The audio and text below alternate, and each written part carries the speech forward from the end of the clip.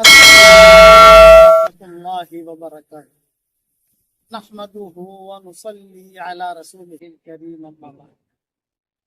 ایک وظیفہ روزی میں برکت کا الحمدللہ جس کو بھی میں نے بتایا سب کو تقریباً فائدہ ہوا الحمدللہ، اور بہت اللہ تعالیٰ نے انہیں حلال مال دیا۔ پہلے ایک بات ذہن میں رکھنا کہ حرام مال زیادہ ہوتا ہے، حلال مال کم ہوتا ہے۔ آدمی کو چاہیے کہ آدمی چاہتا ہے کہ مجھے اللہ تعالیٰ حلال مال بھی بہت دے۔ بہت آسان ہے، ہر فرض نماز کے بعد، سنتوں کے بعد، نفلوں کے بعد، اور جو اذکار ہیں فرض نماز کے بعد کے اس کے بعد 7 مرتبہ لإلاف قریش إيلافهم رحلة الشتاء والصيف فليعبدوا رب هذا البيت الذي أطعمهم من جوع وآمنهم من خوف۔ یہ سورت 7 مرتبہ پڑھنے کی عادت ڈال دیجیے، انشاءاللہ اللہ تعالی حلال مال میں بہت برکت دے گا۔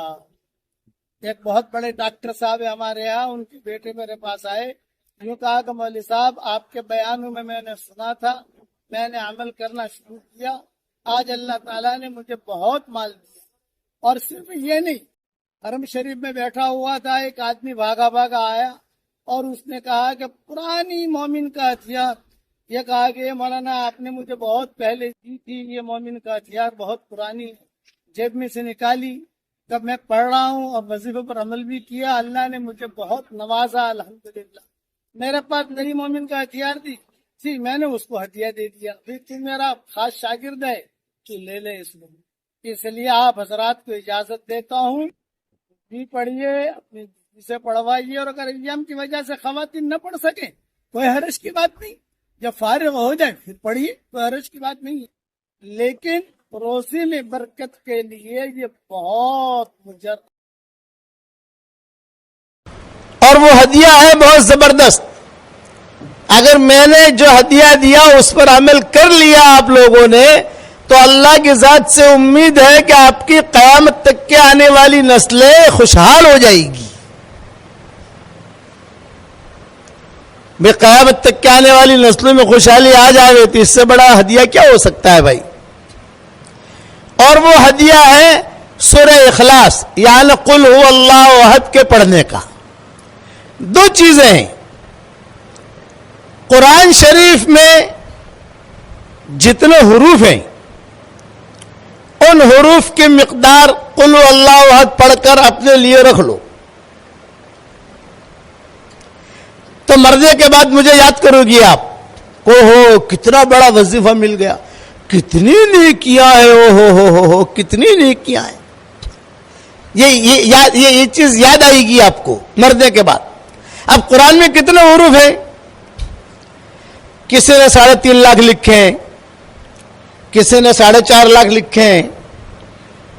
میں سب کچھ چھوڑ دیتا ہوں کہ الگ الگ علماء کے اختلافات بہت ہیں اس کے اندر، میں نے بھی لکھے ہیں میری ترجمہ ریاض القرآن کے اندر، لیکن بہت اختلافات ہیں علماء کے۔ میں راؤنڈ فگر پکڑ لیتا ہوں، اپنا کوئی بھی حساب کتاب کرنا تو راؤنڈ فگر پڑھنا جاتا ہے، راؤنڈ فگر آچے ہم لوگ ایسا ہی کرتے ہیں نا، بے راؤنڈ فگر تو راؤنڈ فگر آدمی کو یاد رہتا ہے۔ آپ یہ نیت کر لو کہ 5 لاکھ مرتبہ سورہ اخلاص کا وظیفہ کرنا ہے، بس۔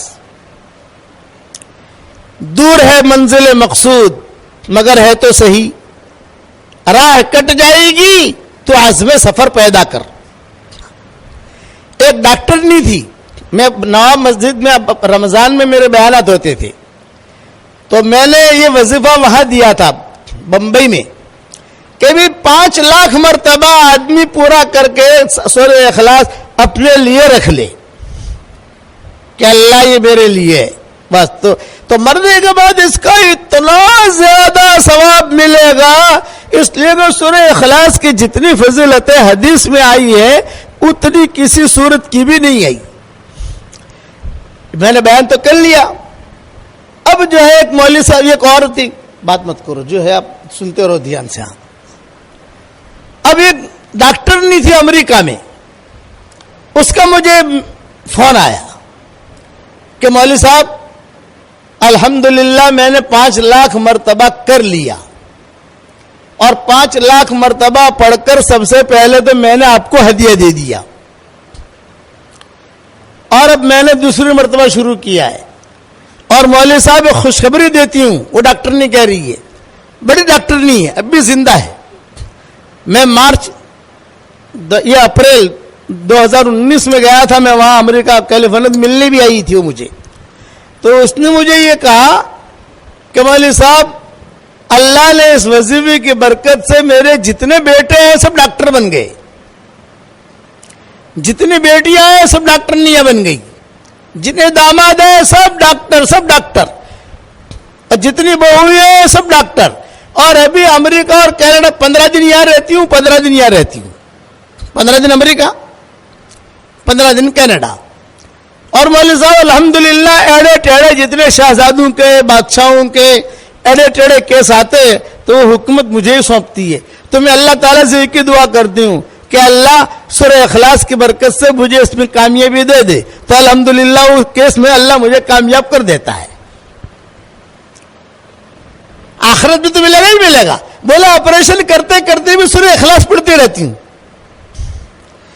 تو یہ میرا وظیفہ ہے، میں آپ کو ہدیہ دے کے جا رہا ہوں مانگرول والوں کو، یہ تو کر سکو، اچھا آسان ہے، اس کی ترتیب کیا، 5 لاکھ مرتبہ پڑھنا کوئی اتنا زیادہ مشکل نہیں، یار تم اتنا اچھا مکان بنا لیتی ہو، اچھی بریانی پکا دیتی ہو ماشاءاللہ، باجرے کی روٹی بنا دیتی ہو، اور دوسرے کام جو کر لیتی ہو ماشاءاللہ، تو یہ تھوڑا تھوڑا کر کے، اور اس کا آسان طریقہ ہے کہ روزانہ کم سے کم 100 مرتبہ پڑھنے کی عادت ڈال دو، کم سے کم 100 مرتبہ، اللہ زیادہ کی توفیق دے تو زیادہ پڑھو، اللہ اور زیادہ کی توفیق دے تو زیادہ پڑھو، لیکن آپ جب پہنچو گے وہاں تو علماء فقہا کہتے ہیں کہ اس کی جو آنے والی نسل ہے نا، پوتا پوتی پھر نواسا نواسی پھر یہ چیزیں، یہ ان میں اللہ تعالیٰ خیر کو پھیلائے گا، اور وہ دعا مانگو اس کے بعد، اے اللہ سورہ اخلاص کی برکت سے میرا یہ کام کر دے، میرا یہ کام کر دے، میرا یہ کام کر دے، اللہ کام کرے گا۔ شادیاں نہیں ہوتی بچیوں کی، مانگرول میں کئی بچیاں ایسی ہوگی جن کی شادیاں نہیں ہوتی، عمریں ہو گئی، پریشان ہیں، تو کم سے کم 100 مرتبہ کا اپنی زندگی بھر کا معمول بنا لو، ہر مرتبہ، اور ایک پوائنٹ یہ ذہن میں رکھو، ہر مرتبہ بسم اللہ الرحمن الرحیم پڑھنا ضروری نہیں ہے، ایک مرتبہ پڑھ لیا کافی ہے۔ کھانا ہم جب شروع کرتے ہیں تو پہلی مرتبہ بسم اللہ الرحمن الرحیم پڑھتے ہیں، ہر لقمے پر بسم اللہ الرحمن الرحیم نہیں پڑھتے، ہر لقمے پر بسم اللہ الرحمن الرحیم پڑھو گے تو کھاؤ گے کیا؟ بسم اللہ ہی پڑھتا رہے گا بیچارہ، وہ کھائے گا کیا؟ آپ سمجھے؟ اس لیے ہر مرتبہ بسم اللہ الرحمن الرحیم پڑھنا ضروری نہیں ہے، لیکن کم سے کم 100 مرتبہ تو آدمی پڑھنے کی عادت ڈال ہی دے، اور نیت کرے 5 لاکھ کی، جیسا جیسا ٹائم ملتا جاوے ویسا بڑھتا جاوے، ٹائم ملتا جاوے بڑھتا جاوے، ٹائم ملتا جاوے بڑھتا جاوے، تو ضرورتیں پوری ہوں گی۔ اچھا ایک بات اور سن لو، صحیح حدیثوں میں آتا ہے جو 10 مرتبہ سورہ اخلاص پڑھ لے، یعنی قل هو اللہ احد اللہ الصمد لم یلد ولم یولد ولم یکن لہ کفوا احد، 10 مرتبہ پڑھ لے تو حضور صلی اللہ علیہ وسلم فرماتے ہیں پڑھتے ہی جنت میں ایک محل تیار ہو جاتا ہے فوراً، یہ نہیں کہ کل دیں گے پرسوں دیں گے، بلڈر کو پیسہ دو تو بلڈر پیسہ لے کے بھاگ جاتا ہے، یہ دیکھا ہوگا، پتہ نہیں مانگرول میں ایسے ہے کہ نہیں، لوگ ہمیں معلوم نہیں ہے، لیکن دنیا کی تو خبریں سنتے ہیں ہم، مول صاحب میرا 5 کروڑ لے کے چلا گیا، مول صاحب میرا 10 کروڑ لے کے چلا گیا، اور وہ بیچارے دعا کے لیے میرے پاس آتے ہیں، تو میں ان سے ہی کہتا ہوں جب تو 10 کروڑ دے رہا تھا تب تو مشورے کے لیے آیا نہیں، جب وہ لے کے بھاگ گیا تو مشورے کے لیے آیا، تب کیا مشورہ دوں تجھ کو میں کہتا ہوں یہ سورہ اخلاص کی عادت ڈال اور اللہ سے مانگ۔ اس پر میں آپ کو ایک بات بتاتا ہوں کہ 10 مرتبہ سورہ اخلاص جو پڑھ لے تو صحیح حدیثوں میں ہے کہ پڑھتے ہی جنت میں محل تیار ہو جاتا ہے. روزانہ 100 مرتبہ پڑھو گی آپ انشاءاللہ تو روزانہ 10 محل تیار ہو گئے. یہ تو صحیح حدیث ہے, اس کا تو کوئی انکار نہیں کر سکتا. لیکن ایک بات مذاق کی بھی کرتا ہوں آپ کے سامنے, مذاق کی. اللہ ہو سکتا ہے اس مذاق کو اللہ سچ بنا دے. آپ جب روزانہ پڑھنا شروع کرو گی نا انشاءاللہ تو کبھی نہ کبھی اللہ تعالیٰ 10-15 بنگلے آپ کے لیے مانگرول میں بھی اتار دے گا کہ چلو اتنے تو جنت میں تو اس کے تیار ہو ہی گئے, 10-15 بنگلے مانگرول میں لے لو بھائی. اللہ کے نزدیک کوئی مشکل نہیں. اس لیے میری طرف سے ہدیہ ہے زیادہ سے زیادہ 5 لاکھ, اور شروع کرو روزانہ 100 سے, پھر جیسے آپ کو ترتیب لگے. لیکن 100 والا تو چھوڑنا ہی نہیں ہے, آپ لوگ پڑھو گے انشاءاللہ. یہ میری طرف سے ہدیہ دیا ہے میں نے, اس ہدیے کو قبول کرنا. یہ میرا ہدیہ جاندار شاندار مالدار ہے. یہ میں اپنے اس میں واٹس ایپ کے سبق کو بھی کہہ چکا ہوں. اس پر میں قصہ سناتا ہوں. بمبے میں میرے بیان ہوتے تھے, بیان کر کے میں نکلتا تھا. ایک مرتبہ نکلا تو ایک لڑکی 28 سال کی عمر کی برقعے کے ساتھ کار کے پاس آ کر کھڑی ہو گئی. یہ کہا ابو جی ابو جی ابو جی میری ایک بات سن لیجئے, ابو جی میری ایک بات سن لیجئے. میں نے کہا بیٹا بولو کیا کہتی ہو. تو اس نے کہا ابو جی میرے 28 سال کی عمر ہو گئی, میرا کہیں رشتہ ہوتا نہیں ہے, ماں باپ پریشان ہیں, میں پریشان ہوں, عمر بڑھ رہی ہے, میں چاہتی ہوں. تو میں نے کہا بیٹا میں ایک عمل بتاؤں گا تو کرے گی. ابو جی ضرور کروں گی. میں نے کہا روزانہ 100 مرتبہ کم سے کم سورہ اخلاص پڑھ لیا کر. ایک ساتھ پڑھنا ضروری نہیں ہے, کبھی 5 مرتبہ پڑھ لیا, کبھی 10 مرتبہ پڑھ لیا, کبھی 15 مرتبہ پڑھ لیا, چھاش بناتے بناتے پڑھ لیا, چائے بناتے بناتے پڑھ لیا. یا اگر ٹائم نہیں ملے تو ہر فرض نماز کے بعد, سنتوں کے بعد, نفلوں کے بعد 20 مرتبہ پڑھ لیا تو 100 مرتبہ ہو گیا. اور اللہ تعالیٰ سے رشتہ مانگ, اور صرف رشتہ مت مانگنا, جو مانگے گی اللہ دے گا تجھ کو. ہاں ابو جی. پھر میں نے اس کو کہا کہ دیکھ بیٹا یہ میرا وظیفہ جو ہے نا جاندار شاندار مالدار وظیفہ ہے, اس کی پابندی کرنا. اس نے کہا ابو جی ٹھیک ہے, ہر مرتبہ بسم اللہ الرحمن الرحیم پڑھوں. میں نے کہا نہیں, ایک مرتبہ پڑھ لے کافی ہے, اور تو عمل کر, اللہ تعالیٰ تجھے نیک صالح رشتہ دے گا. اچھا میں روانہ ہونے لگا. اس نے کہا ٹھیک ہے ابو جی میں کرتی ہوں انشاءاللہ. تو میرے ہاتھ میں تسبیح تھی. میں نے ڈرائیور سے کہا بھائی کار روک, بیچارے کو میں تسبیح ہدیہ دے دوں, میری تسبیح. میں نے کہا دیکھ بیٹا یہ میری تسبیح جو ہے یہ بھی جاندار شاندار مالدار ہے, اور میرا وظیفہ بھی جاندار شاندار مالدار ہے. تو یہ تسبیح بھی میں تجھ کو ہدیہ دیتا ہوں, جاندار شاندار مالدار. یہ میری تسبیح بہت پیسہ لائے گی بیٹا یہ تسبیح, باپو کی تسبیح ہے. میں نے کہا پیر صاحب کی, اس لیے یہ تسبیح میری جو ہے یہ اس پر تو سورہ اخلاص پڑھنا. 2 چیزیں میں نے کہا تیرے پاس جاندار شاندار مالدار ہو گئی, میری تسبیح بھی جاندار شاندار مالدار, اور سورہ اخلاص والا وظیفہ بھی جاندار شاندار مالدار. اس پر تو پڑھنا. یہ میں نے اس کو کہا. اب اس نے بیچاری نے تسبیح لی, اپنے سر پہ رکھی, آنکھوں سے لگائی, اور کہا کہ ابو جی بہت اچھا. تسبیح دکھاتی دکھاتی ابو جی نے جاندار شاندار مالدار تسبیح دی, ابو جی نے جاندار شاندار مالدار تسبیح دی, وظیفہ بھی دیا. یہ کہتی ہوئی چلی گئی. 1 سال کے بعد پھر میں گیا